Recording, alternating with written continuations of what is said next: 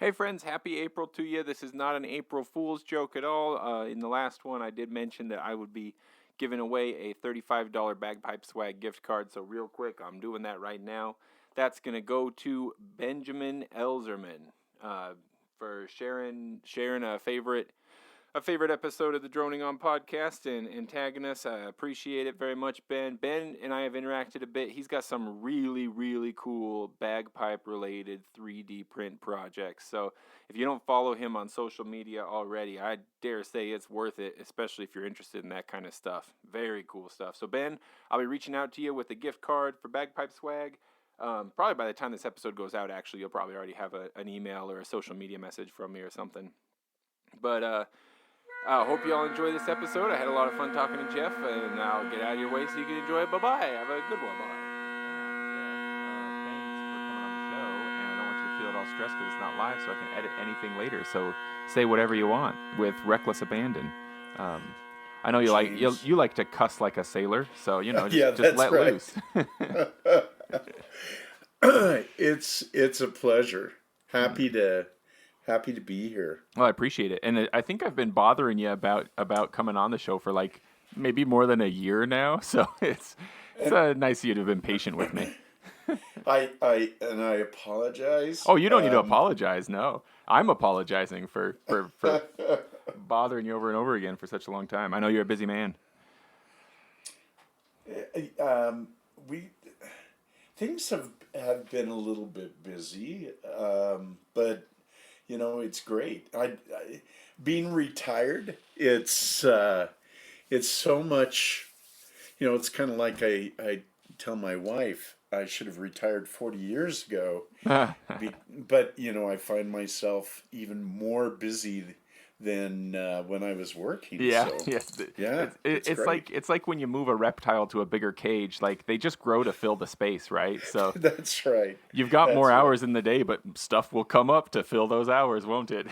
Yeah, absolutely. Well, and not least among those, of course, is running the Great Wuspaba.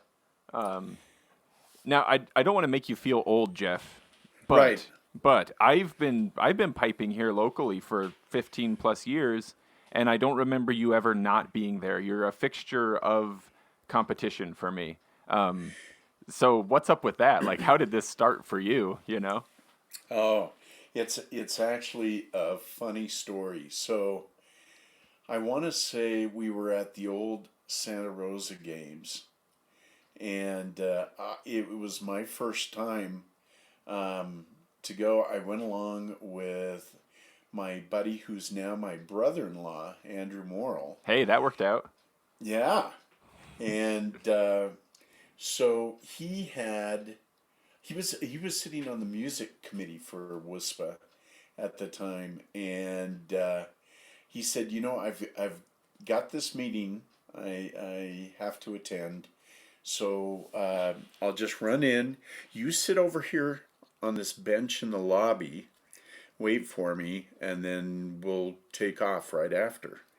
So I sat on the bench, and maybe 15 minutes later, Andrew comes out with Susan Thornton, who was the president at the time, from she's actually from Littleton, Colorado. She was the mayor of Littleton, Colorado at the time, during when they had the Columbine shootings there. So rough time to be the mayor of that town. My goodness. Yeah, absolutely. But she came out and she said, "I understand from Andrew that you know how to use a computer." And yeah. I thought, well, I'm not the best on a computer, but yeah, I can turn it on. And she said, well, we need a registrar. We're starting to do solos. It's now. like, you can turn on a computer, sir, you're hired. Yeah, that's right. And so I remember she invited me into this meeting, and there was Bill Merriman and Margaret Craig was in there, and some of these people that became giants in WUSPA, were sitting in this meeting, and she just said, just sit here and take notes. And so they were talking about, I had no idea what they were talking about. They were talking about MSRs, and I remember thinking, how do you spell that? Oh, I yeah. was going EMMESSER, Right. and I had no idea. And so from there, it just kind of grew into, where things are today.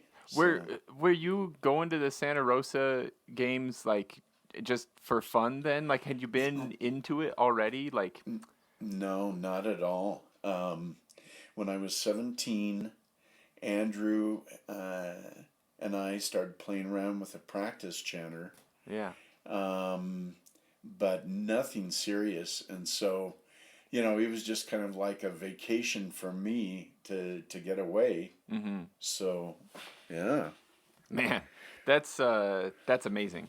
I Baptism by fire, right? right, yeah, you don't usually go straight from kind of like vaguely aware of Highland games to the registrar for, organizing competitions. That's, usually That's how. you have to really love it a lot first before you're willing to do that kind of thing usually. That's how desperate they were, right? Yeah, yeah. Oh man, that's interesting though. Like I've talked with Kevin. You know Kevin Saunders. I've talked with Yeah. him a little bit before about how I've been in this maybe kind of stuck in this mindset before where I just kind of assumed that on a band level as well as on a association level too, like it would be unthinkable that people who don't play would have any interest in helping in leadership roles, Right. which is so silly of me. Like what Kevin pointed out for me is like, no, look at like these big bands, the big grade 1 bands and stuff like that. Like the players that you see on the green are the tip of the iceberg. There's such a massive support team behind those people.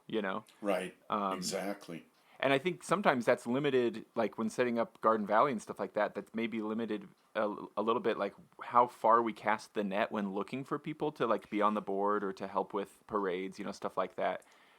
We feel like, oh, well, amongst the pipers and drummers, who's willing to do this thing? And we kind of forget Right. to even check outside of that small circle, Absolutely. And the greatest, one of the greatest things that I feel, and kind of has been my go-to, has been trying to get more and more people involved, because you never know, what can spring out of, some people, and maybe their sons or daughters that become incredible players. Yeah, and, yeah. and That's a good point. Yeah, so absolutely. Absolutely. I want to sing "Each Life That Touches Ours for Good," but insert right. bagpipe lyrics instead or something. Right. So then, Jeff, if like over these years, have you kept a tally of how many years you've spent like on WSPA boards? Well, I started in 1996, Yeah. and I've basically, there might be 1 or 2 years where I took a break. Yeah. I needed a bit of a break, but it's been fairly steady since then. Well, just not to make you feel old or anything, Jeff, but Right. 96 was when I was in kindergarten. Okay, and so like that's when you started, and it was somewhat let's see 8-9 years later that I first picked up a practice chanter, and that's why for me you are a fixture of bagpiping. You were already there, and you have always been there. James, I could be your grandpa. How's that? Weird. That's impossible. None of my grandpas were nearly as cool as you. I can say that Well, thank you. because one of them has already passed on, and the other one is so drunk all the time he wouldn't even know if he heard it. So I can go ahead and say something like that wantonly and not be too worried about any wrathful visits on Sunday at dinner time, or anything like that. Right. Well, then Jeff, why? Like I had in my head that you were a drummer. Have you picked up drums along the way, or is that just something I invented? I started out as a tenor drummer, Mm-hmm. and I was with the Utah Pipe Band. Mm. During that time, I took some lessons from David Barclay, Oh, sure, yeah. and that was amazing. That is and will always be a special bit of history for me. Mm-hmm. But B.J. Gunn was working with me on tenor, Mm-hmm. and I actually went out to two or three competitions playing tenor drum. Yeah. And then, of course, as you well know, there's this kind of interplay between pipers and drummers. Mm-hmm. And Andrew was saying, "Hey, you got to come away from the dark side." Yeah. You've, you know, and so that's when we started working on chanter type Right. stuff. Yeah.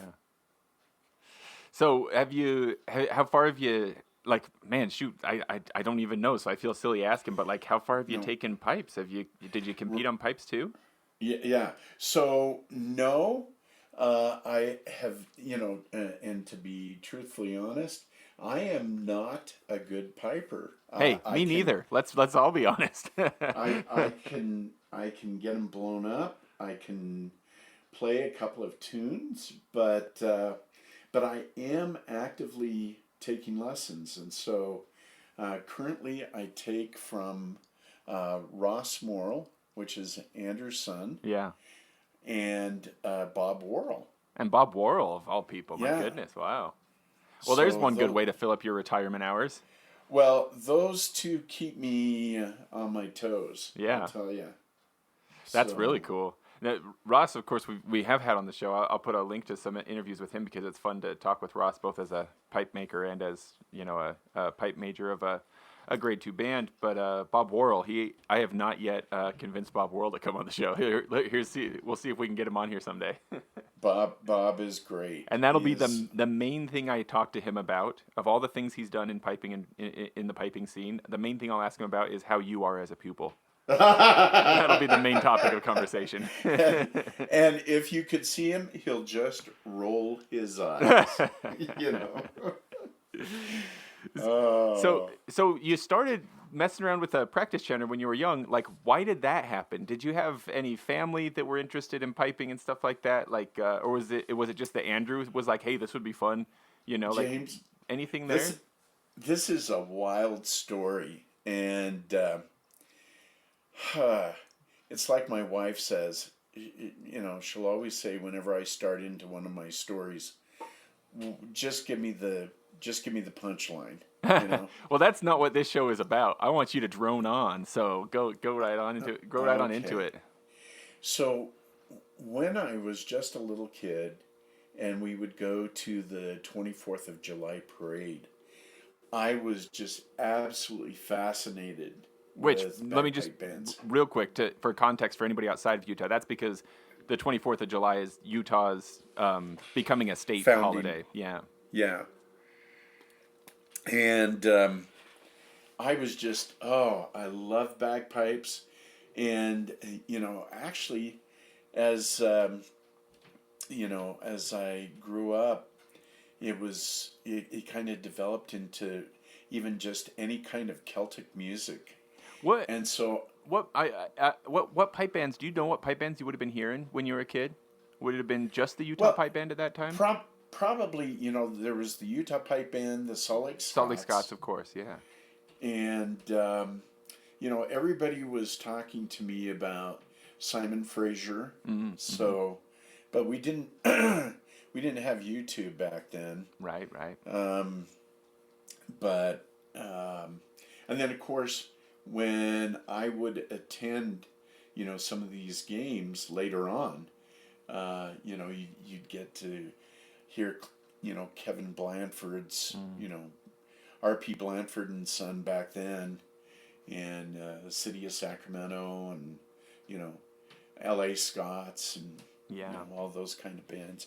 But, So I always just felt like somewhere I probably have some, some Scottish blood or something. That's the dream of all of us guys, right? Yeah, Is you thinking, discover the yeah, one genetic where's line. our Yeah. right, right. Go straight to So William Wallace. yeah, yeah, Yeah. absolutely. Yeah. And so I got into a little bit of genealogy, and I was adopted, but Oh, I had no uh, idea you were adopted. yeah, I was Oh, adopted yeah. as So even more of a question mark for you, trying to figure out like, oh, maybe this is something, huh? yeah, Yeah. absolutely.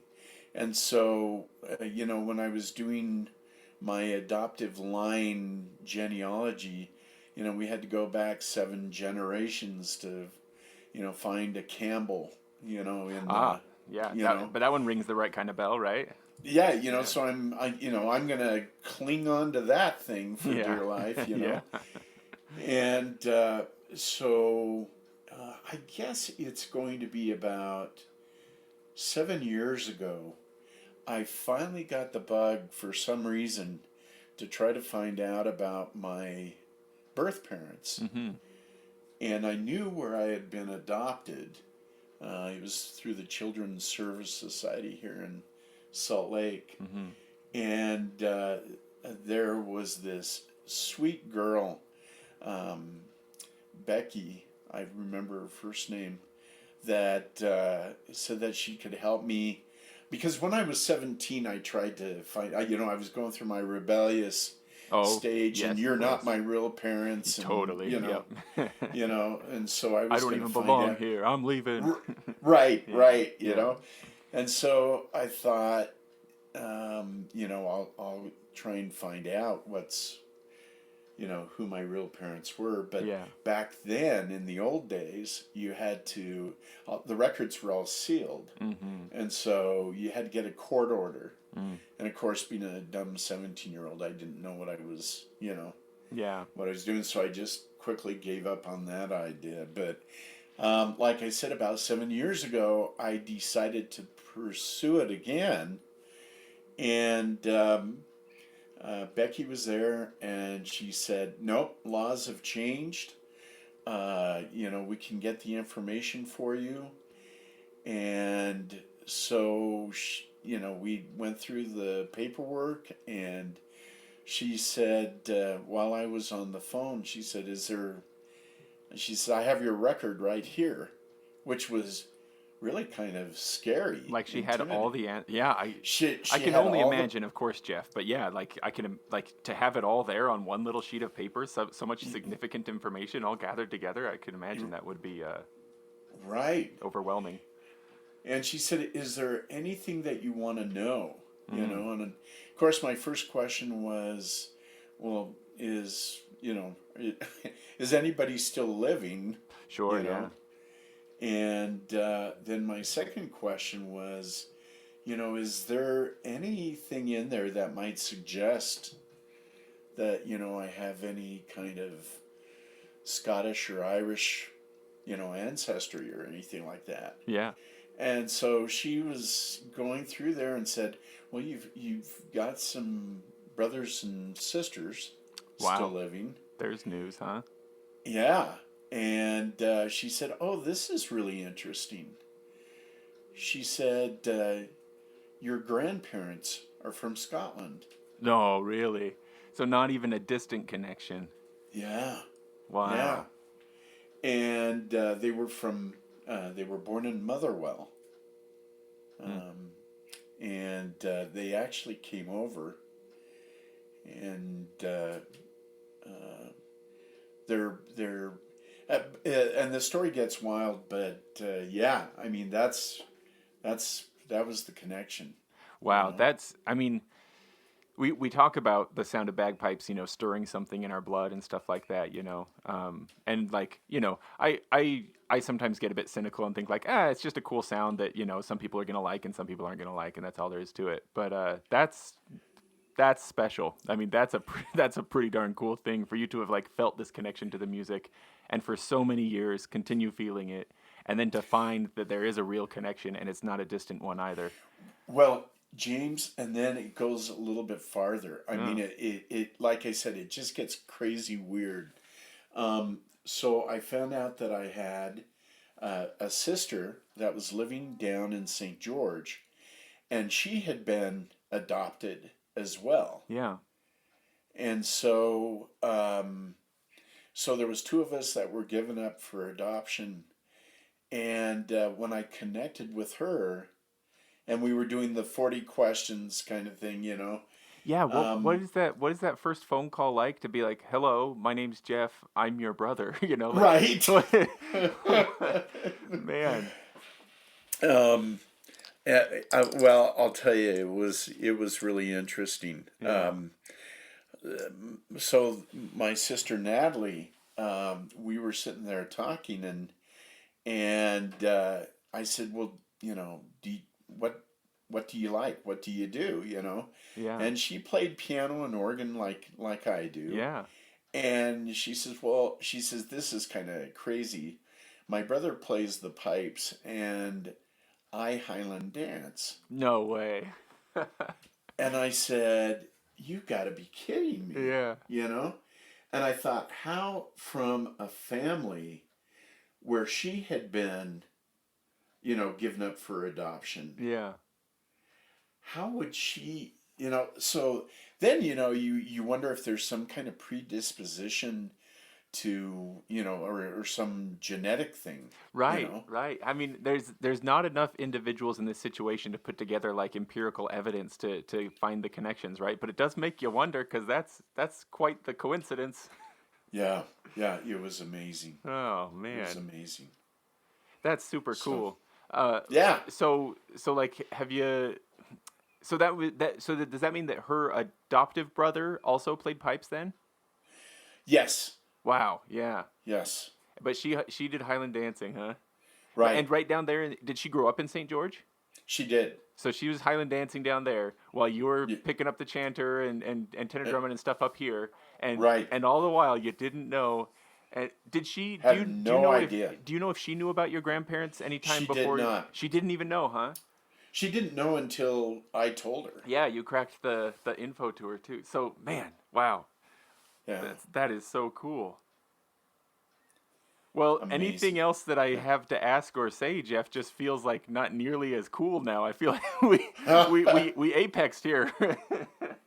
Well, I'll take it one step further. Yeah. Um, so I've been doing a little bit of composition, Yeah. and one of the tunes that I've recently written is called "Finding My Home," Mm. and so it talks about this, you know, needing for this connection and that kind of thing. Mm. But at the end of the tune, it talks about an event that and this is where it gets kind of weird. So my sister Natalie and we decided that we were going to try to find my grandparents' grave because they were buried in Salt Lake. Oh, of course, And having so, come over here. Yeah, I was uh, imagining that would have been in Scotland, but yeah, that makes sense. It would be close by. yeah, yeah. And so we went to I think it's called Wasatch Lawn up Oh, on I know that one. Yeah. Highland Drive. Yeah. Yeah. And so we asked, Being in the bagpiping business, of course, we all know all the cemeteries, right? right, right, absolutely. So we asked the sexton, and they were able to locate the grave. And I'm thinking, you know, this is crazy because this is up in the area where my adoptive grandparents are buried. Oh, like as you got closer and closer, it was feeling Yeah. familiar. Oh, really? So Natalie and I are walking around, and you know, I'm going, oh yeah. So this is where my grandparents on my mom's side is buried. And she goes, what was the name again? And I said Stevenson. She goes, well, there's a Stevenson right here, which it was one row up. It was probably about as, you know, not even 4 or 5 feet. They're buried across from each My other. goodness. And they, of course, would have never known each other. No, right. And so, it makes it easy on Memorial Day, but holy How cow, that convenient, was, yeah. yeah, right?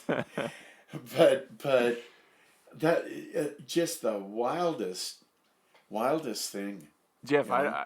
that is amazing. I mean, like, it's for you to make meaning of course. So it's not like I need to make meaning of it. I'm just saying, like, personally, I don't know what to make of this, but I've got it. Why is there a tear coming out of my eye? There's something. Is this because it's cool, beautiful, magical? Like, there's just something special here. That's super cool.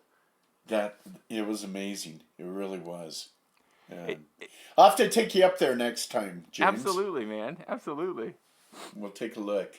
It's something that maybe has been on anybody's mind. I don't know, but like I grew up. My best friends were adopted when I was growing up, and it was always funny that their parents would like slip into a very normal thing. I think for any parent when like, if their kid liked a food that the parent didn't like, or if the kid was being rebellious or something like that, right, being sassy, the parent would Right. say something like, "Oh, he doesn't get it from my side of the family," and then they'd go, "Oh, of course he doesn't." Like genuinely they would say that, Right. and of course there were always these tropes that we would just like naturally assume. Like one of my friends was adopted from India, and the other one was adopted here locally, but was Native American. And like if Jared, who was from India, if he liked like spicy food, we would go, "Oh, well, it's because he's like predisposed somehow to like curry and stuff like that," Right. which maybe Right. is just silly, probably is just silly, right? But we had like these assumptions like just built into our brains, Right. And right. and like a while ago, I talked to a really great uilleann piper named Liam Winnett, who was adopted from Texas and now lives in Ireland and picked up the uilleann pipes there.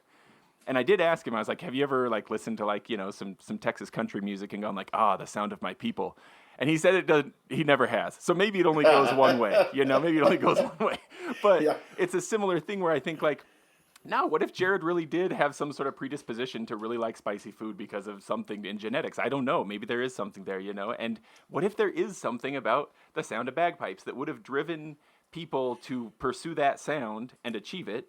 And Yeah. whatever that is genetically is still there for appreciation of that sound. I don't Well, know. and maybe not even just the sound, but the melodic line. Just the way when you're hearing Celtic music and how the music line kind of rolls. There is kind of a formula there, huh? Right. Yeah. Right. I mean, that's why it's distillable as a genre, why it's recognizable. There are characteristics there. Right. Yeah, that is Absolutely. interesting. And so I'll tell you what's going on with this. Yeah. So I'm in a project that I'm working on right now. So Andrew Morrill and I have been talking about you think it's bad that it's taking you over a year to get me on the on the We got longer podcast, timelines but, going. oh my gosh, Andrew and I have been working on our quote CD for probably 2 years now, I was gonna We're say, get like, this- since CDs were the main medium for music. Right, right. And, it's like, oh, we got to get this done. We got to get this done. And I said, yeah, we do. But there was a couple of tunes that I needed vocals for. Oh yeah. And, when I called you, you said you weren't available. So, I'm known in the area as an excellent vocalist, and so I would have been an obvious choice. Oh, yeah, absolutely. That's why I wanted you. But, and so, I'm thinking, who can I get to do vocals? And we were in the recording studio, and our sound engineer, great guy, who used to work out of L.A., he said, this music, and that was this particular tune that I was talking about, Finding My Home. Yeah. He says, that really, he said, you need to get like one of the Celtic women to Oh, well, to sure. sing that. Wouldn't that be Oh nice? yes, Right? Yeah. that's what I'll do. Shoot, Yeah, let me. if Enya's busy, I guess I'll call one of them, right? Right. Let me just hop on the phone here. Yeah. I went home and told my wife, and she just burst out laughing. Yeah. We thought it was the greatest thing, and so the next day, there's this email that our sound engineer sent us, and it had this email link on it. Oh, did he like have a connection? Yeah, he had a connection. Really? So he wasn't just throwing that out in the air. He actually had something of substance to. Right. Wow. And so I was thinking, yeah, there's just no way I'm going to do that. Still. Right. Yeah. And then I thought, well, okay, if I did send it, she would ignore me, number one. Number two, she'd say no. Or I don't know. Right. Tiny possibility, maybe. Who knows? So, but what's the worst that could happen is what you're thinking, right? Yeah. So that's what I came down to. Yeah. What's the worst that can happen? So I sent off the email, and about 10 minutes later, I get this email back that says, could you send me the soundtrack? What? Like she was sitting there waiting for your email, man. Yeah, right. What in the world? And so I send her the soundtrack, and about 5 minutes later, she says, I'm in. Whoa. And I'm like, oh my gosh, this is incredible. So I've been working with Alex Sharp, who sang with Celtic Women for a number of years. And she is here in Bountiful today. Oh, really? And we're going into the recording studio today. Whoa. And we were there yesterday for a few hours, and just one of the most amazing, I call it gobsmacked experiences I've ever had. Yeah, that is so cool. I'll tell you what I'm waiting for now, Jeff, is for you to give us the reveal that then you found out that you and Alex are cousins. Yeah. Well, actually, it's kind of funny because my wife, she and my wife have been really hitting off well. Yeah. To the point where, she'll come over for dinner or something, and then it's like, well, I might as well just leave the room because those two are, Yeah. just You're just chatting. the third wheel. Right. Yeah, But go play your piano, Jeff. Yeah, right. Right. Oh man, but it's been amazing. Man, that is super cool. Jeff, if there's any like timing benefit to releasing this episode in a way that like promotes the CD or something, later on down the road, let me know. Well, and I didn't want to make it sound like I was doing a plug. Dude, do a plug though. That's super cool. I was already going to ask you if I could play Highland Vamp at some point during this episode, so I was going to pull some of your music anyway. Anyway, yeah. And that's exactly why I wanted to play it. Yeah.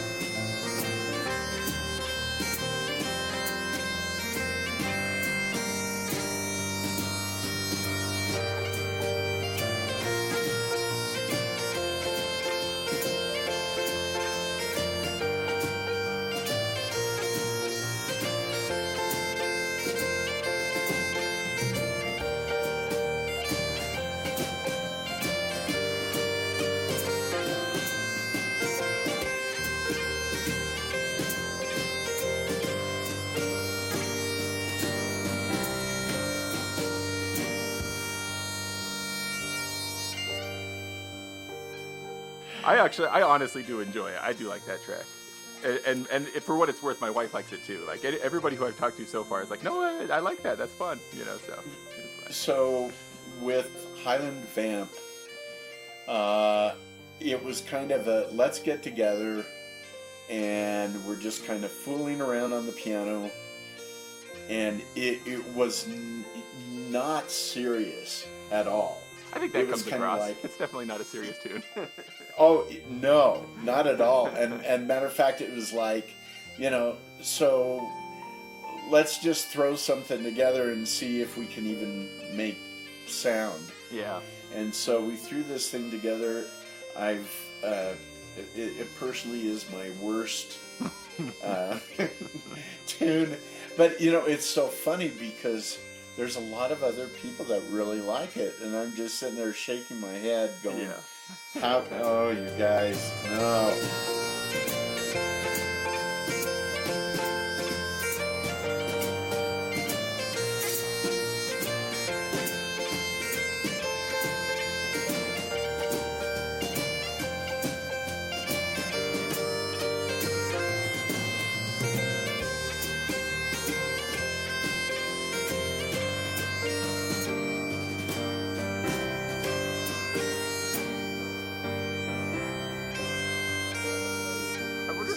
I wonder if there's some kind of like the energy of just fun collaborations, comes through or something like that gets us on some level that we don't quite recognize or something. Because there is something about it. It's a fun tune. Well, and I appreciate that, and that could very well be because, you would have thought that we were drunk when we made the thing. Yeah, I could see that. Yeah. Anyway.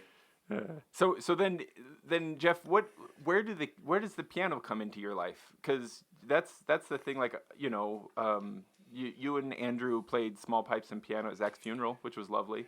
And I know since my wife's aunt is goes to church with you there, I know that you guys have done stuff at church before because she's told me. Right. And so like where did piano come into your life, and was it directly because of Celtic music, or did it kind of then become a thing you could blend with bagpipes and stuff like that? Right. So I actually started when I want to say I was 7. Oh, pretty young. Huh? I started playing organ. Oh, you started on the organ, really? Yeah, we started on the organ. We had this little Hammond organ. Jeff, and, my desk that I'm sitting at right now to talk to you from is actually a Hammond organ. Oh my goodness. So carry on. Yeah, that is awesome. Yeah. So, and my feet at the time didn't reach the pedals. Yeah. And so when I was trying to play the pedals, I do not know how many times I had to slip that bench kind of forward, and inevitably it would slide out from underneath me and I'd fall flat on my butt, I was imagining just standing on the pedals. You just step from one to the other. Oh, right. But yeah, so I started on organ, and I was living in Billings, Montana at the time. And then when we moved down to Salt Lake, there was a young man named Alexander Schreiner. He actually wasn't that young, but he was at the Tabernacle, and I started taking organ lessons from him. And then I switched, and I started taking lessons from Roy Darley, who also was one of the Tabernacle organists. At the time, would the Tabernacle organ or the one at the Madeline have been sort of like the biggest organ in the state? Yes.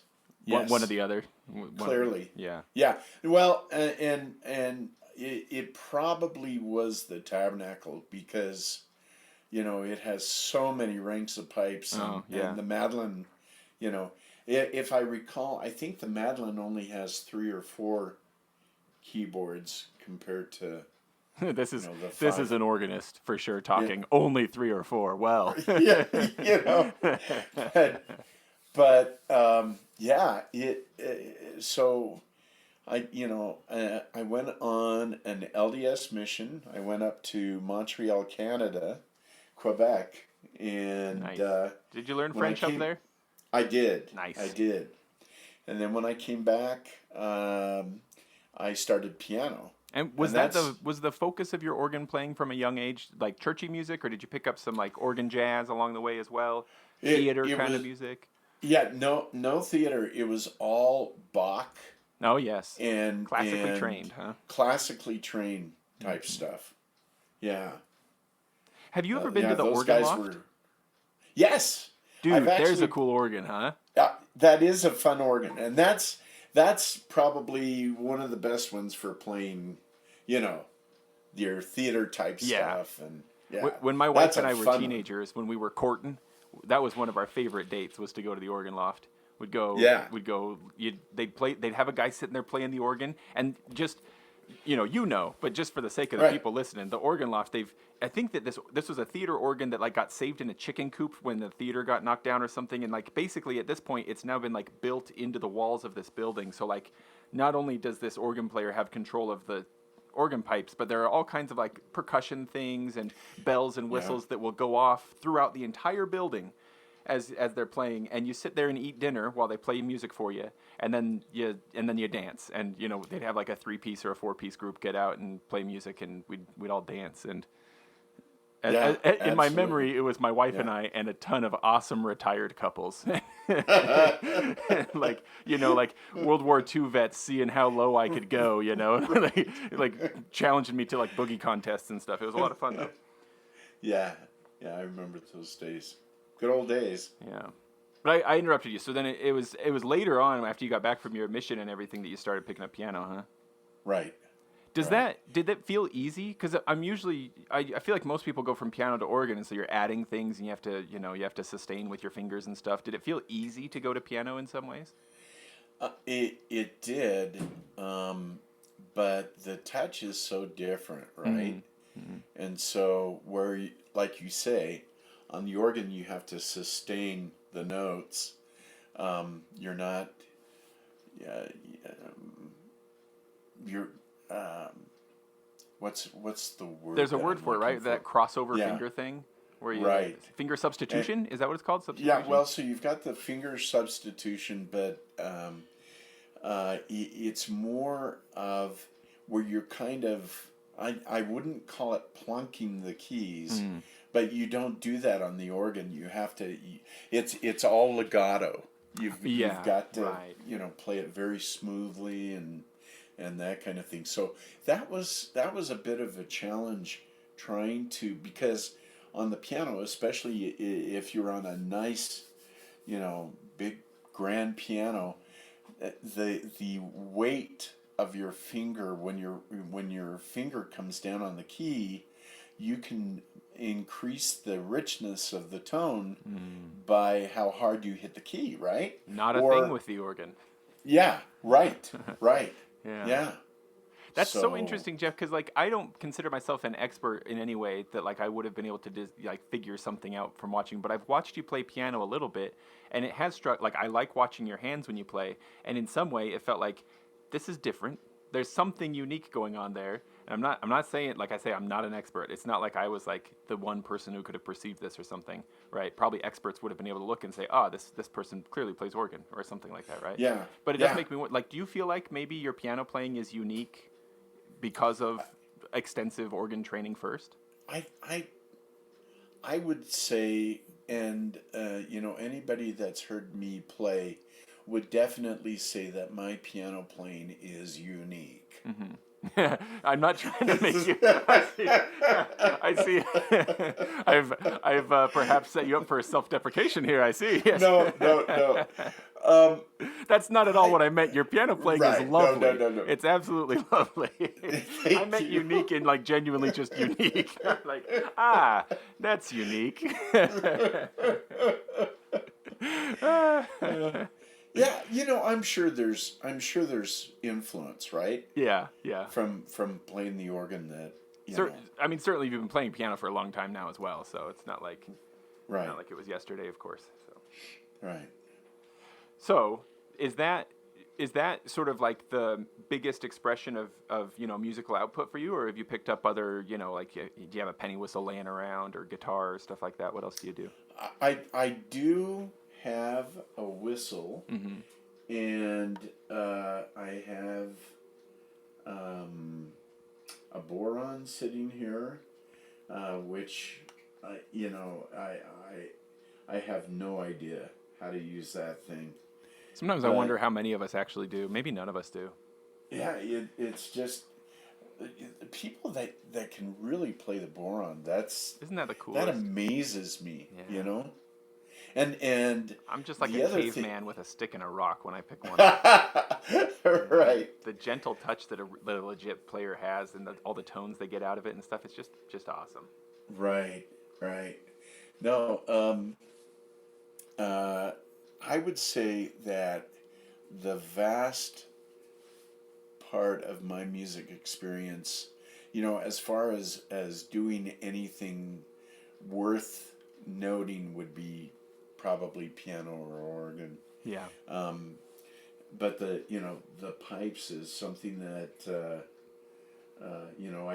I signed up on the dojo, and Andrew Douglas, he rolls his eyes when and Here's but Jeff again. you just right but you just carry on.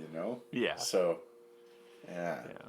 So do you remember one night that you and Tyler and I spent hours and hours in one of your back rooms, all of us scratching our heads trying to figure out how to get a treadmill out of the room? Do you remember that? It was years ago. Very fond memories. It was a great night. It was, but also like how ridiculous that three grown men couldn't figure out. Like seriously, I don't remember exactly how long, but it was seriously hours. It was like, how did this thing get in here? How did we get it out? So I remember from that night though, also seeing some really cool art, some paintings hanging on your walls. And that later you told me your daughter had done. Do you and your wife also do visual art, and that's where she picked it up, or is that a surprise to you guys that like, oh, we've got an artist in the family? No, that was a total surprise. So, my daughter is intellectually delayed. She has what they call a myelin deficiency. So, the myelin sheath that are on the ends of the nerves have kind of deteriorated, and so she's like how would I describe it? Like a 31-year-old going on 12 or something like that. She's fully functional, but she just has this real kind of childlike kind of thing to her that it's very endearing for us. Oh, and I'm sure, yeah. Love her to death. So we received a phone call one day from the art teacher at Woods Cross High School, and he wanted to meet with us regarding our daughter. And I'm thinking, oh, what's she done? Yeah, exactly.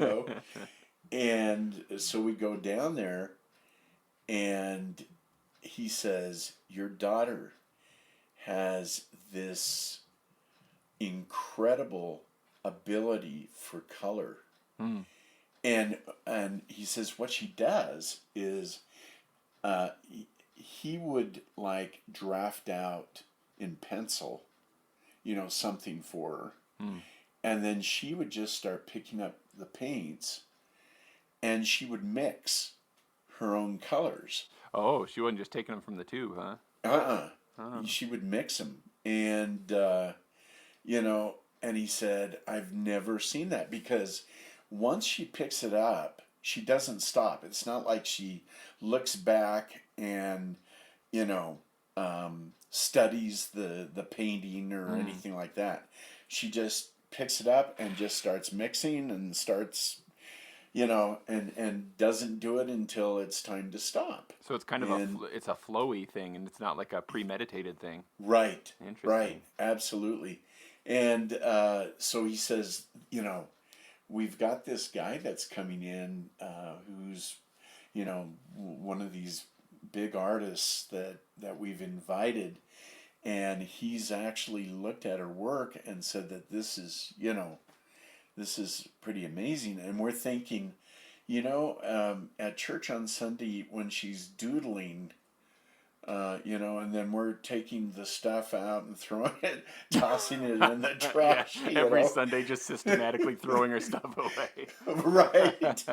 And we're thinking, holy cow, that could pay for the phone bill. Right, and, yeah.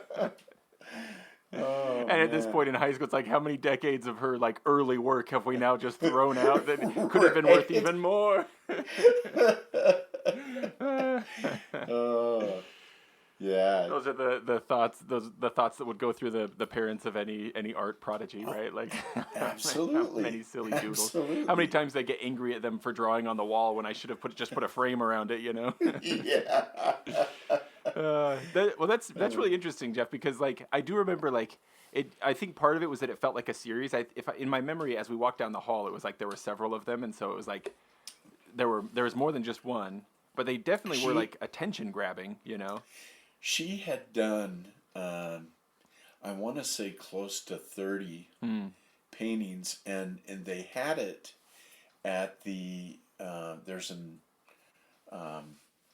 what would you call it, an art show that they had in Bountiful. Mm-hmm. And she sold out on her paintings, and they had her do some more. And of course, we thought we better, buy them ourselves, before, so that we can actually have a few. So, have some memories. Yes, that's what you saw. Yeah. Gotcha. Well, that's super cool. So is the condition? Did you say is it called myelin? Yeah, myelin. Myelin.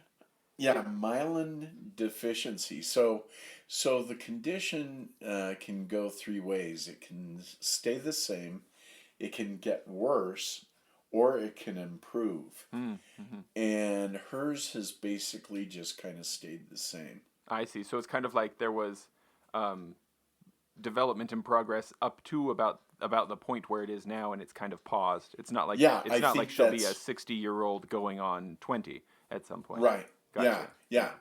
That's fair. Yeah.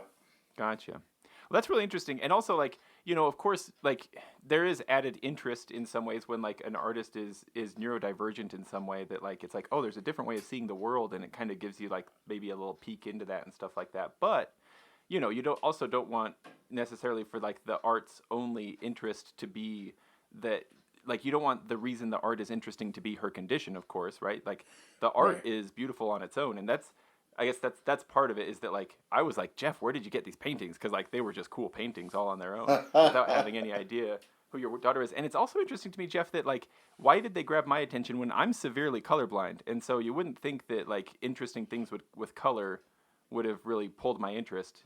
But, yeah, that is. But they sure did. I feel like there was a lot of contrast, though. Were they done often on, like, a black background? Was it, like, a lot of black and then the color popped out of that? Yeah, I think that they had matte around it, Maybe and that's why I believe that a lot of the matte was black. Yeah. Huh. So. Well, that's super cool, though. So you got music coming out of the family. You got visual art coming out of the family. What else does the Mann family do, like, together? Like, are you the kind of people who like to go hike around Red Rock, or do you like to what's the family stuff like? So. My wife and kids love to drag me out and go hiking, and I try to find the flattest place to go. The flattest thing you can call a hike.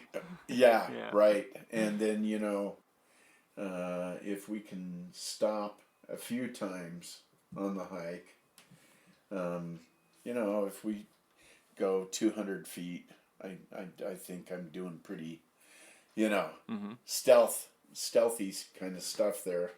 I'm going to psychoanalyze you based on your answer, of course, but around here you've got options, are basically mountain or desert, right? Which one would you prefer in general when it comes to going out in the nature? So we do cemetery. You do cemetery. Well, there you go. Good. Yeah. No, actually, we've gone up.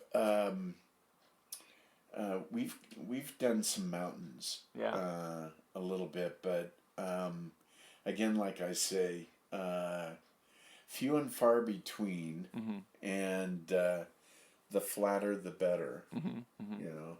Yeah. Oh, I hear you there. But do you get them back by dragging them out to every Scottish festival that you can? Man, you've got me down. I You figured have got that's me got to be the down. case, right? You know, and just to see the look of joy that comes across my Yeah. wife's face. But like on that note, have you convinced any of your kids at any point to pick up sticks or chanter? My son was playing chanter for a while, Mm-hmm. and when he got married, that kind of went away.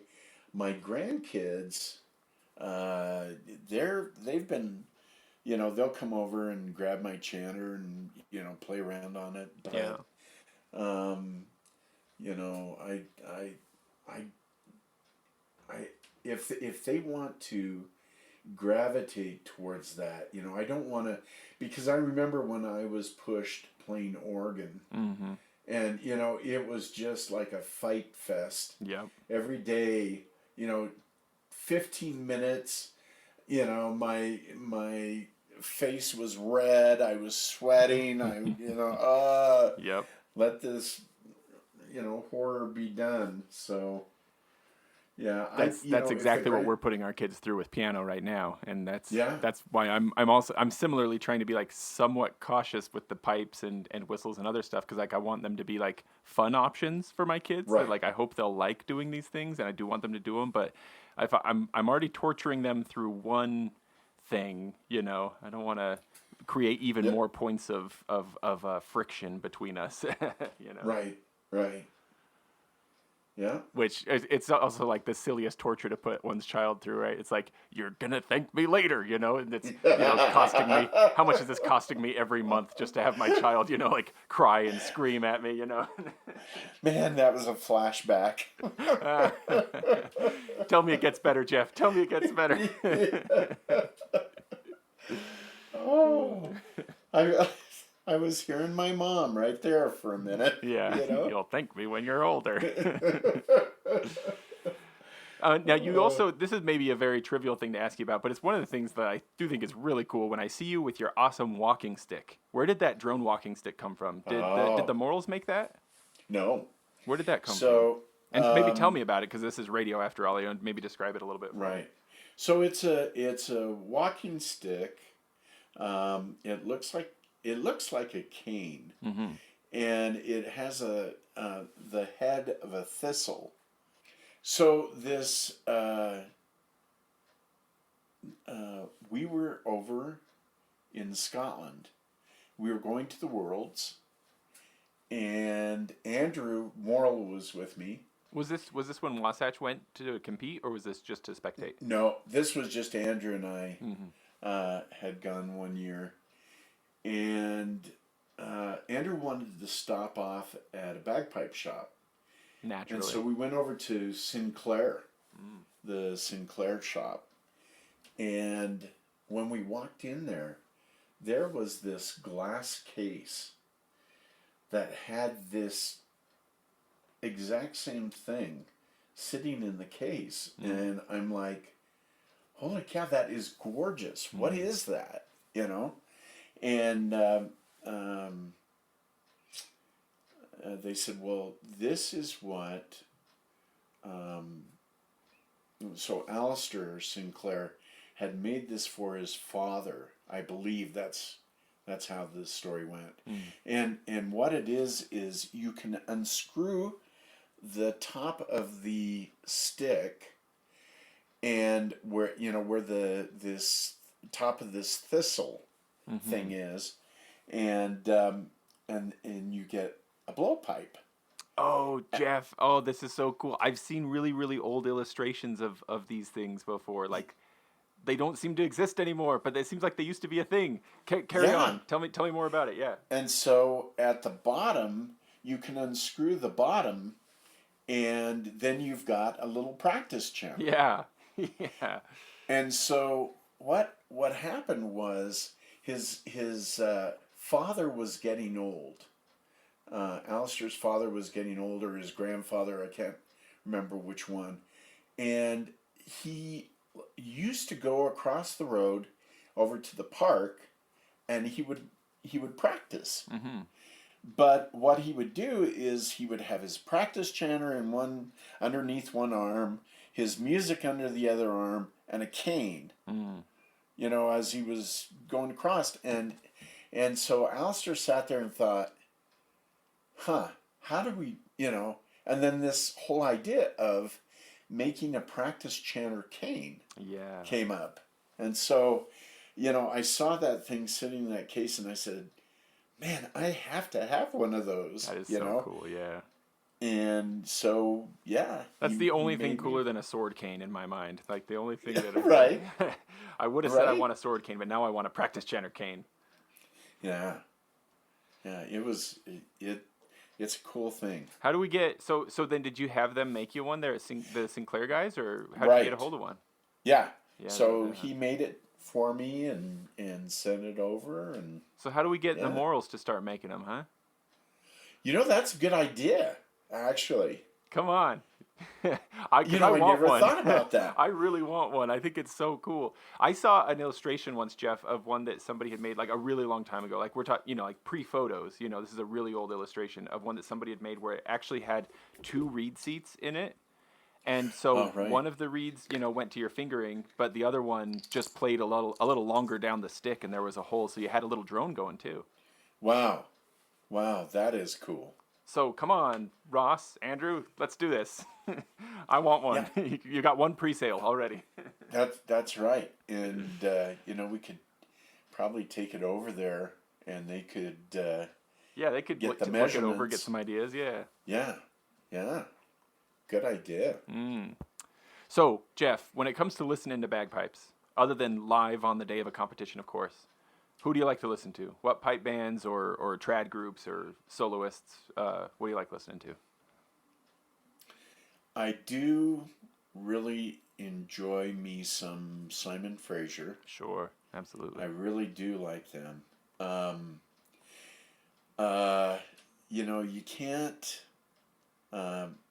You can't go away from listening to Inverary with anything but a smile. And then, Field Marshal. I mean, I guess those are the main ones, of course. Well, solid listening for sure.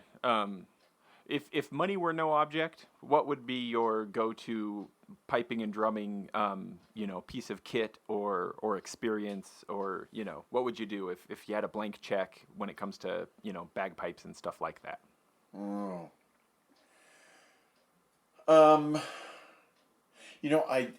of the things that I really want is the Blair chanter. Yeah, those seem cool.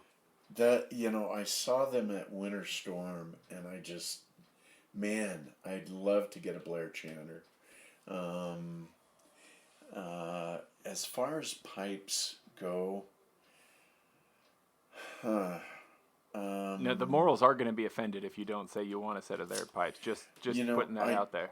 And I do have a set of theirs. Oh, okay. So we're covered there then. Okay. Yeah, we're covered there. Man, I just, I think that I'm gonna have to plead the fifth on that one because I just know too many. Yeah, you don't want to upset any other makers.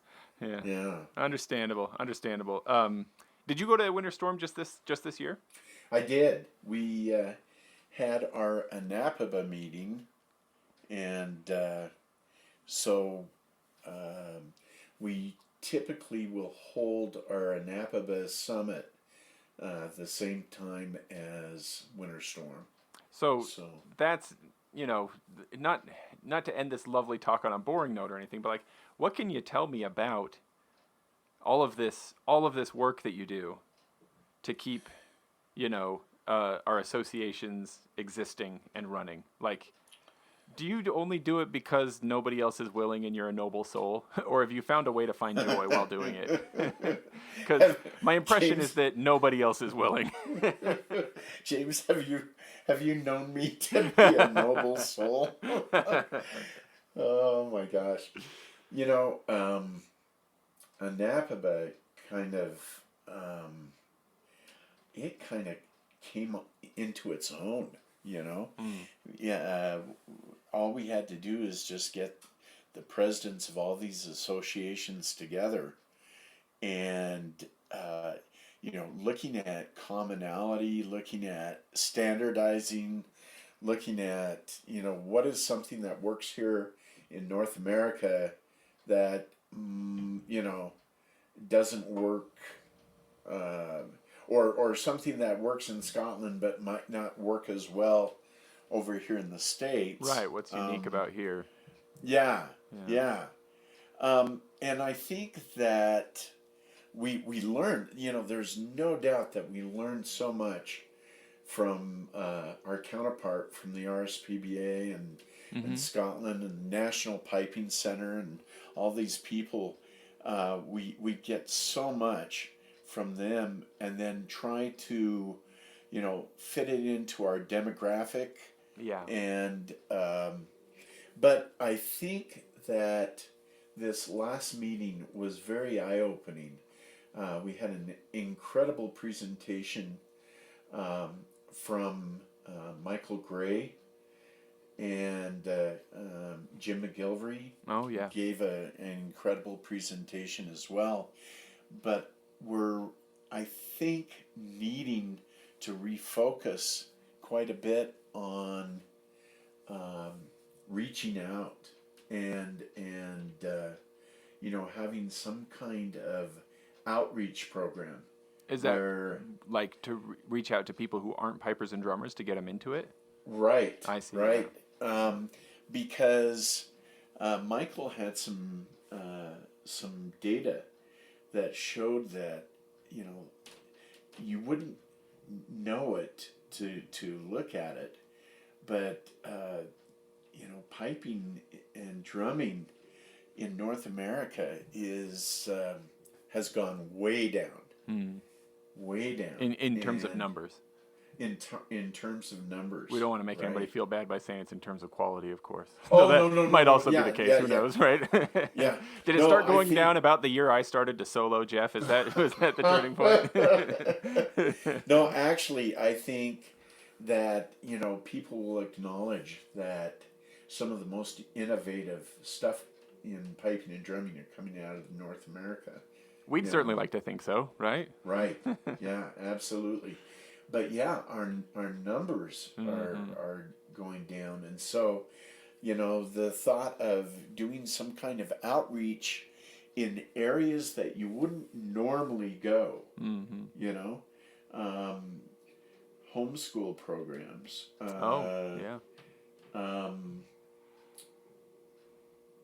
Synagogues. We were talking about,